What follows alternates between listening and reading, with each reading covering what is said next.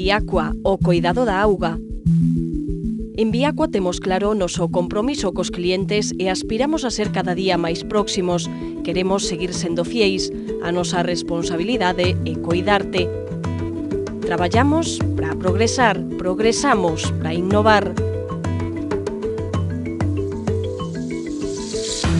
En Viacua innovamos cada día para darche o mellor servizo.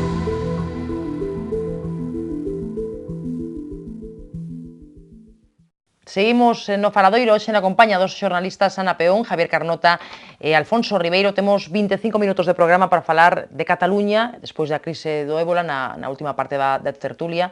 Sobre a cuestión catalá, o Goberno insiste no mesmo, vai responder que a lei, que a Constitución, a esta nova consulta da que onte nos falaba Artur Mas, consulta que conserva a data, o 9 de novembro, e anda entrementres o presidente catalán intentando explicarse ante ata agora os seus compañeiros de viaxe nesta aventura, dicindo que esta consulta alternativa é a única maneira de obedecer o pobo catalán sen desobedecer a lei. Bueno, hai en todo caso moitas incertezas en torno a esa fórmula que el quere levar adiante, iremos vendo que pasa, e andan tamén en CIU alborotados, non? Está Durán Lleida, o líder de Unió, a pata minoritaria de CIU, buscando un acordo co PSC, non? Que sería a súa opción favorita en lugar de Esquerra, non? E iso tampouco é ningún segredo para ninguén na mesa. Bueno, como vedes vos o panorama que temos agora por diante, o escenario que se abre, o que onte nos anunciaba Artur Mas? A ver, Ana Peón. A verdade é que Artur Mas está desde hai tempo ao borde do precipicio, non ten ningunha salida lóxica e racional, salvo non celebrar a consulta, porque isto que anuncia agora de unha consulta que non é unha consulta, que é unha previa de outra consulta, que hai... Sen dar pistas para non...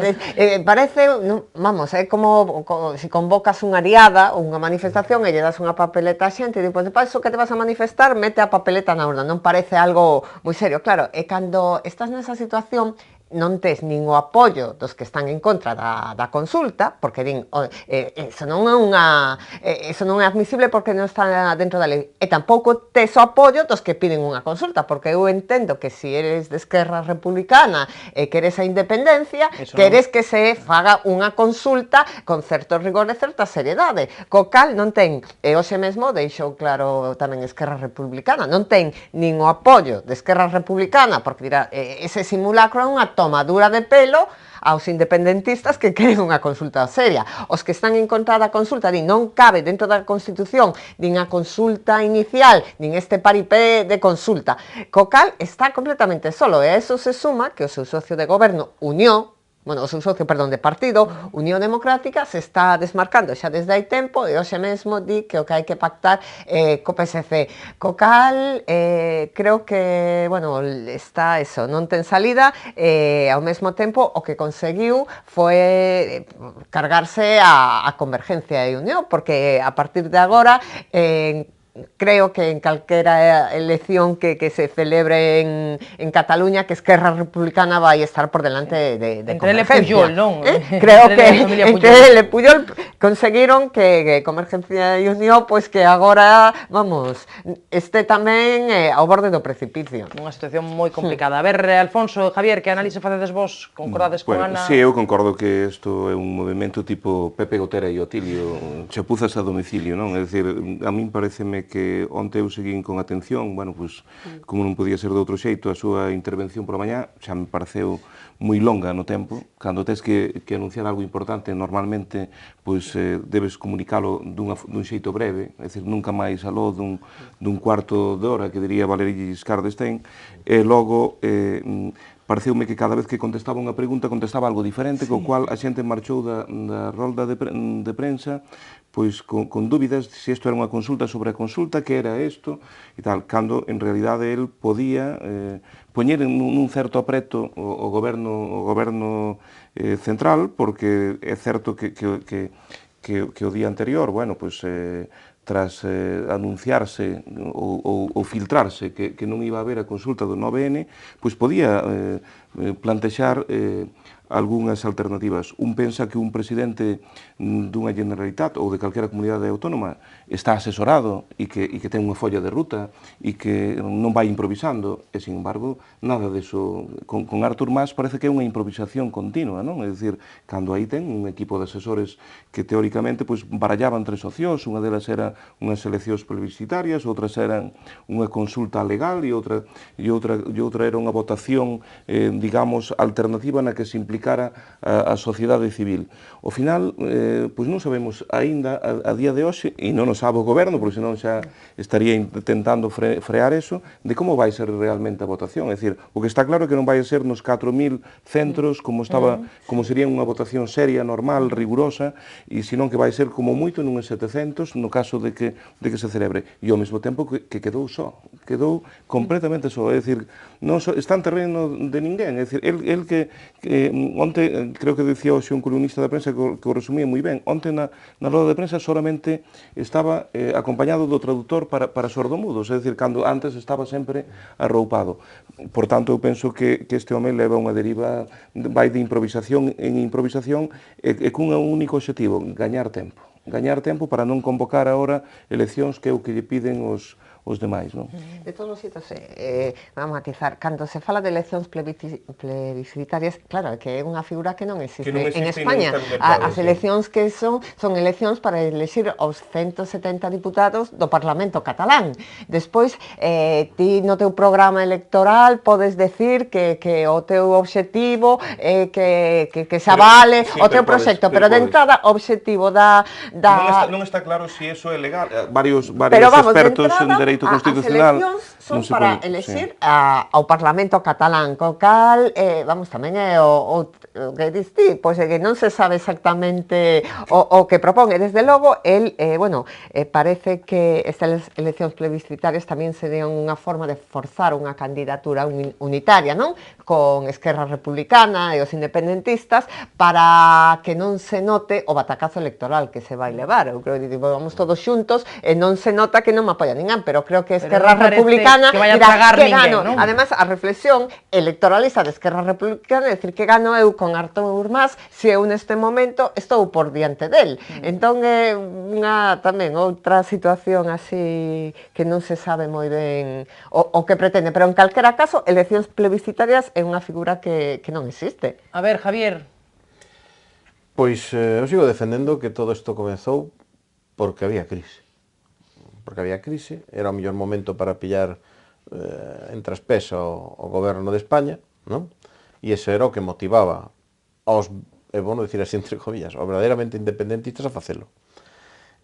Pero tamén había crise en Cataluña, e había un goberno que tiña que xestionala, e había un gobernante, que era Artur Mas, que dixo, por donde me veñen os tiros é pola parte máis independentista, que é Esquerra Republicana, que, polo tanto, eu teño que darlle un xiro a miña xestión cara a ese independentismo, pero dentro, non? O sea, dentro do seu partido, cantos independentistas así ao serio, por decirlo así, de marchar de verdade, pechar a porta e marchar, lle quedan ou ten?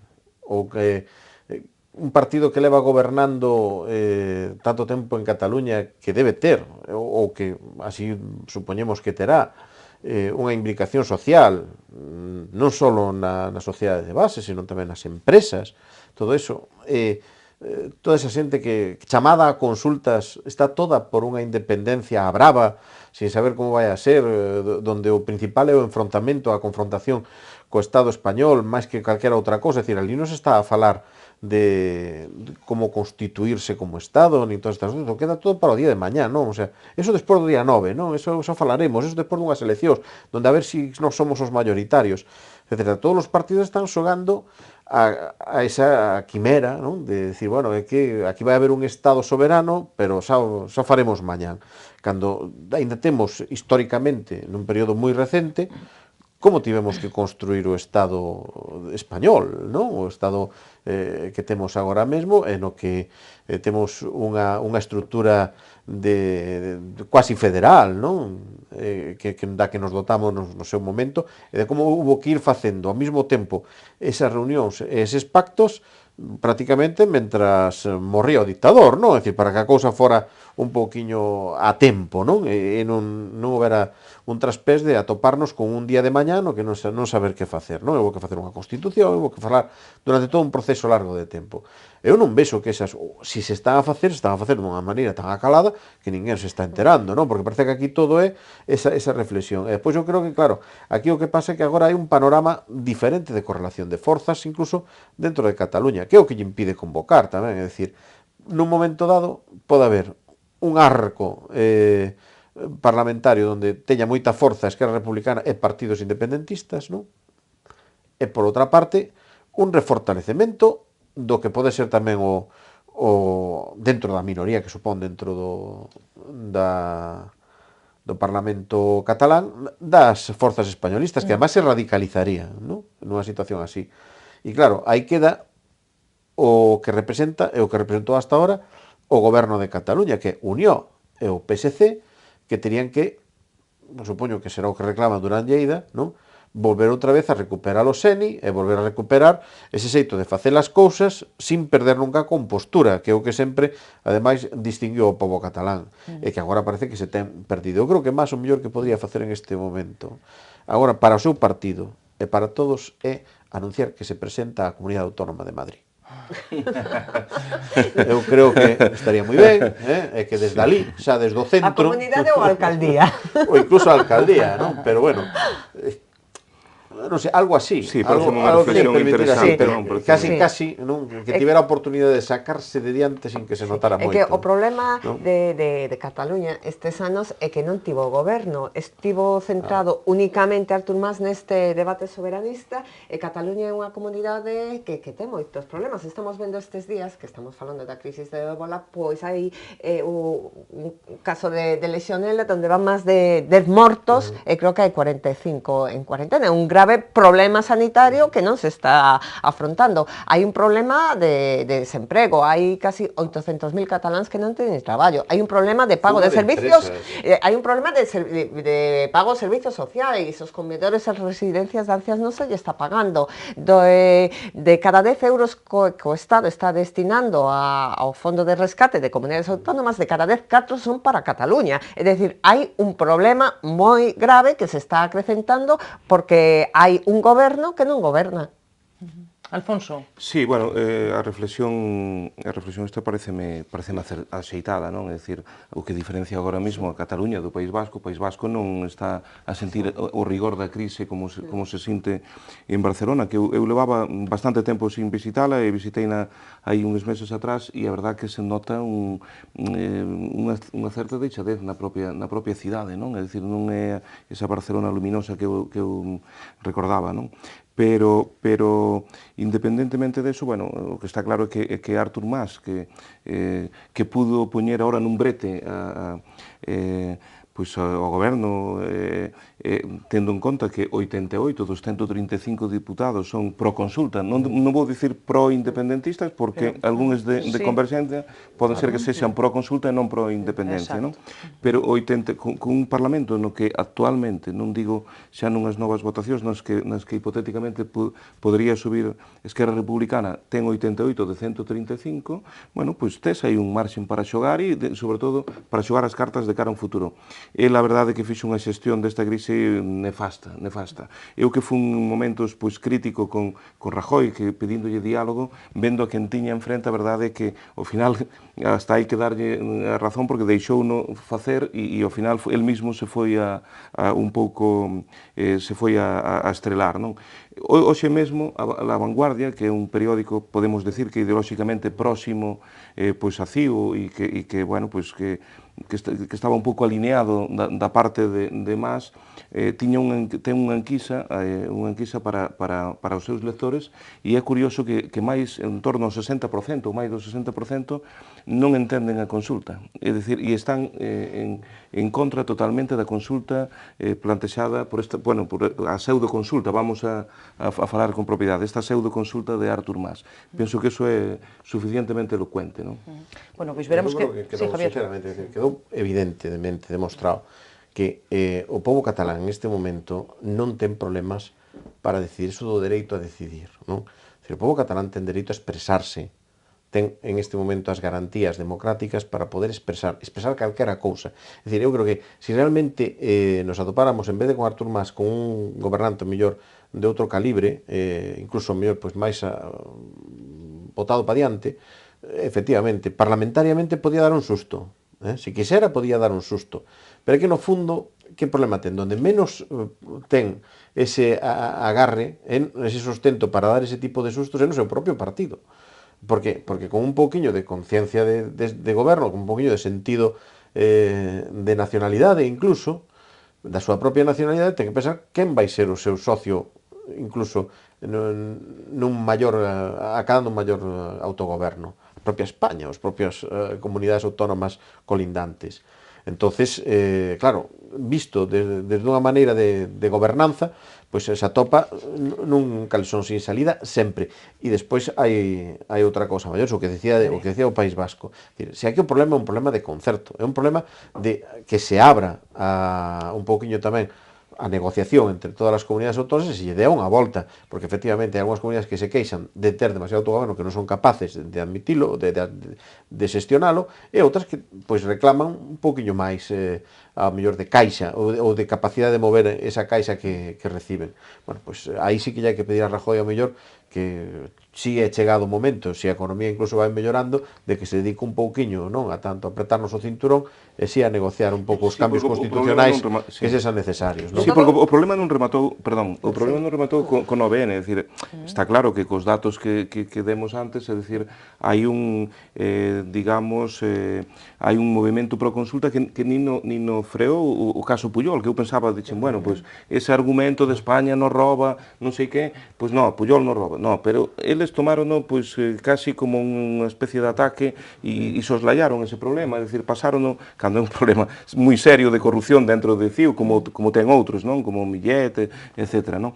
Pero está embargada, a sede de Convergencia está embargada por un destes, creo, non sei se é o caso Millet, non? Sí, para a responsabilidade. Sí. De todos os xeitos, o tema vai a seguir, non? Vai a seguir, o que pasa que, bueno, digamos que a xestión esta nefasta de Mas, pois dalle oxígeno un pouco... De todos os xeitos, eso por rematar, lembrar unha cousa, que o actual modelo de financiación autonómica foi unha imposición dos nacionalistas cataláns, de Convergencia. Foi un acordo bilateral de Convergencia con Zapatero, en contra da opinión de moitas comunidades autónomas, mesmo comunidades autónomas socialistas. É dicir, que se hai este modelo que non lle gusta, pois foi o que eles impuxeron ao resto das comunidades autónomas, que creo que hai que lembrar o dato. Veremos que pasa. Quédanos pouquiño tempo e teño que falar tamén con vos da crise do ébola, unha cuestión da que obviamente se falaba hoxe na sesión de control ao goberno, un pouco, bueno, pois co guión que xa fomos vendo estes días, non? Pois Rajoy dicía hoxe que a crise está encauzada, o líder do PSOE, Pedro Sánchez, dicía que este goberno é un desastre e que está xestionando moi mal todo este asunto. Bueno, con todo, o importante é, sobre todo, que Teresa Romero se vai recuperando e sabíamos hoxe, tiñamos hoxe algunha boa noticia, xa se ergue, xa toma líquidos, puido falar co seu marido, bueno, parece que vai algo mellor, aínda que segue en estado grave. Bueno, sabíamos tamén, ou polo menos así se deu a coñecer, que Teresa Romero e o seu marido van demandar o conselleiro de Sanidade de Madrid por esas desafortunadísimas declaracións. Bueno, pido vos opinións telegráficas, porque estamos casi pechando, pero mellora a enferma, ou parece que mellora tamén a xestión da crise ou non? A ver, Javier. Eu non creo que nin mellore nin empeore, é dicir, estable dentro da gravedade, pero por que? Por descoñecemento. Creo que hai que atribuir unha parte de culpa tamén a todos os estados occidentales por deixar pasar o que pasou, que no fondo é que tiñamos unha crise moi grave nos países que nos interesaban moi pouco, porque non tiñan tampouco os recursos que foran explotables máis alá do que xa se explotaban, e polo tanto pois, era máis fácil seguir vendendo armas en guerras que tiñan eles intestinas ali entre eles, importábanos pouco que morreran a milleiros, non? E despois, cando chegou aquí, pois chegou o que chegou, non? Agora, unha vez dito eso, hai que recoñecer que, polo menos, home, si se pode decir primeiro que o conselleiro de Sanidade de Madrid pois é un bocazas, e polo tanto ben podía ir para a casa, que xa ten o seu futuro resolto, como el mismo dixo, Sí.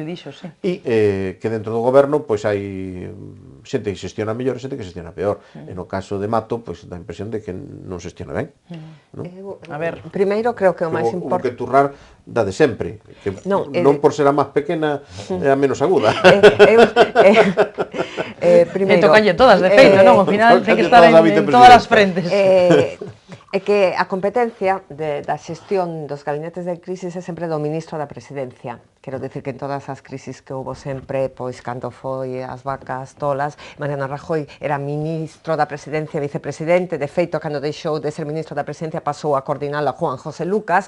É dicir, que sempre é o ministro da Presidencia, porque por la estructura do goberno é o único que ten carácter transversal e pode coordinar os demais ministros. Quero dicir que, evidentemente, sin quitar méritos a Soraya Sáenz de Santa María, que tamén, cando se dice, lle quita a Ana Mato a xestión, non, é que Ana Mato non pode coordinar un gabinete de crisis porque pola estructura transversal, non, desde o ámbito competencial, Non pola estrutura convences a Javier transversal, con iso. non, pero quero decir que se miras o decreto de estrutura do Ministerio da Presidencia, é o que lle corresponde coordinar aos restantes departamentos ministeriais. Evidentemente, sin negar a gran capacidade que todo o mundo lle recoñece a Soraya. É que eu creo que, vamos a ver, primeiro, todo o mundo coincide que o conselleiro de Sanidade de Madrid, desde logo, que o mellor que podía facer todo este tempo é estar calado. Evidentemente, creo que hai coincidencia unánime. Respecto á xestión da crisis, é que eu quero destacar que en España non hai unha epidemia de ébola, e que parece que aquí hai unha epidemia descontrolada. Vamos a ver, hai unha persoa que se contagiou e que está vixiada e hospitalizada. En Estados Unidos, neste momento, van dúas enfermeiras que se contagiaron. En Estados Unidos hai como máis de 50 personas en cuarentena que non están nun hospital, están en unha casa que non se sabe onde está custodiada pola policía. Isto é como se xestiona en Estados Unidos a crisis do ébola. Entón, cando se fala da xestión en España, pois eu creo que dentro do marxe que hai, que a seguridade absoluta non existe, creo que non hai un problema neste momento. E xa remato, e coincido contigo no tema de que eu síntome un pouco, si quero decir, avergonzada, non? Da condición humana, de decir que durante anos, desde hai 40 anos, están morrendo en África. E a Organización Mundial da Salud se preocupaba por ter milleiros de vacunas contra a gripe A, que despois non fixeron falta. En 40 anos, a Organización Mundial de Salud non se preocupou porque as farmacéuticas atopasen unha solución para a ébola. É dicir, que desde ese punto de que eres occidental e condición humana, creo que todos tenemos que reflexionar e decir, hasta que nos chegou aquí, ninguén se preocupaba polos milleiros de persoas que estaban a sufrir en África. Bueno, pois telegráficamente, como diste, congratularnos porque o estado de Teresa Romero pois vai a mellor, que iso é o fundamental. Segundo lugar, penso que coincido cos dous no tema da comunidade internacional. O problema é que había que crear unhas condicións millores en África para que, obviamente, ti non solventas o tema da pobreza dándolle cartos a un pobre, ti solventalo, senón con unha política global, porque mañá pode vir outra persoa que este infectada, etc. E non solventas o tema. Xestión da crise. Eu penso que hai ministerios nos que hai que ter unha certa competencia. É dicir, para ser ministros, vímolo con Zapatero, que o listón estaba certamente baixo, vale calquera para outros departamentos, pero para a sanidade, non digo que haxa que ser médico, pero ter un coñecemento claro das políticas sanitarias. Ana Mato está insegura cada vez que ten que intervir. De feito, nunca dá unha rolda de prensa sin estar a carón con Pilar Farjas ou calquera outro asesor. porque se mostra insegura. Por tanto, xa non tiña que haber sido, desde o meu punto de vista, non tiña que haber sido ministra. E non o digo polo tema do Gürtel, que podría decir tamén, non? O famoso tema do Jaguar, pero senón pola súa competencia, porque hai ministerios que exixen ter unha competencia determinada. Por tanto, a xestión é mellorable, por suposto, a día de hoy seguramente que cometeremos moitos fallos, porque isto é algo que nos sorprendeu a todos e realmente, pois, bueno, pois, que todavía hai moitas cosas que teremos que mellorar, mesmo parece que o hospital non era o máis axeitado, etc. Pero, en calquera caso, bueno, pois eu penso que isto deu un xiro, non? E que de alguma maneira, pois xa se empeza, pois aislouse a xente que había que aislarse, porque fixeronse unhas cousas, unhas auténticas tropelías, dir que a mesma ambulancia que se foi buscar, pois a persona que estaba afectada, pois foronse buscar a outros, bueno, un desastre, un desastre. Pero é que tampouco tiñes toda a información. Eu poño exemplo de Estados Unidos. En Estados Unidos, a primeira persoa que morreu estuvo, escoita, a primeira persoa que morreu estuvo 3 días de hospital en hospital, de ambulatorio en ambulatorio, e lle daban un paracetamol porque tiña febre. 3 días, é dicir, que parece que en España, non, eu creo que cando aparece de repente unha enfermedade así da que non se tiña coñecemento, pois non funcionan ao 100% todos os protocolos, pero que sucede en un país que creo que en este tema, además lo vemos na tele, non? Cando chegan os da NASA cos traxes, é dicir, un país como Estados Unidos, non? Acostumbrado a xestionar antras, cosas polo estilo, e vemos que nun caso como este hai máis infectados que en España, é dicir, que eu creo que en conxunto a xestión que se fixo en España é a correcta, e proba diso é que afortunadamente... Correcta. Pero quero decir, desde o punto de vista que afortunadamente só hai unha persona contaxiada que está no hospital e de que sexa que todo o mellor posible. Afortunadamente, pero quero decir que é moi difícil este tema, o que decías ti antes, en calquer momento tamén pode vir outra persoa de África. Pero concordarás comigo que hai ministerios nos que os que tes que chegar por unhas certas aptitudes con P, é dicir, non por como pago a un favor de traballar no partido ou de cuestións pasadas, é dicir, tes que ir polas túas aptitudes. Sanidade parece un exemplo claro, Sanidade parece un exemplo claro. O mellor non tes que ser médico, visto do conselleiro de Madrid, pero ser competente, digamos ser competente. Hai precedentes, pero o importante é que traslade confianza, porque ao final hubo que recurrir a un técnico que si a trasladou, cando a maioría dos ciudadanos daríamos xa por satisfeitos se realmente houbera unha referencia de confianza nese ministerio, como ten habido en ocasións anteriores. Que en outras non ten habido tampouco, porque hubo quen facía caldo con osos. Que desde logo de todo. A mellor ministra de Sanidade foi Ana Pastor, sin duda. Quero decir que se tuvese que xestionar esta crisis, non por facer de menos a Ana Mato, estou segura que Ana Pastor... Seguramente o faría mellor, non? Igual concordamos todos. Moito mellor comunicador, sen dúbida. Bueno, deixámoslo, que non hai tempo para máis. Mañá, ia dicir, mañá seguiremos falando desto, non, mañá toca falar de Compostela e só de Compostela. Bueno, empezamos un pouquiño antes, como decíamos, conversando primeiro con Agustín Hernández, logo xa tertulia, debate cos voceiros municipais no Pazo de Raxoi. Grazas aos tres por estar connosco, a Javier, a Ana e a Alfonso, un placer, e a todos esperos mañá, a hora de sempre, que descansen.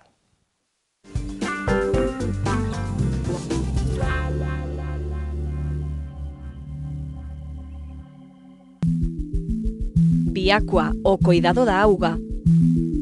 En Viacua temos claro o noso compromiso cos clientes e aspiramos a ser cada día máis próximos. Queremos seguir sendo fieis. A nosa responsabilidade é coidarte. Traballamos para progresar, progresamos para innovar. En Viacua innovamos cada día para darche o mellor servizo.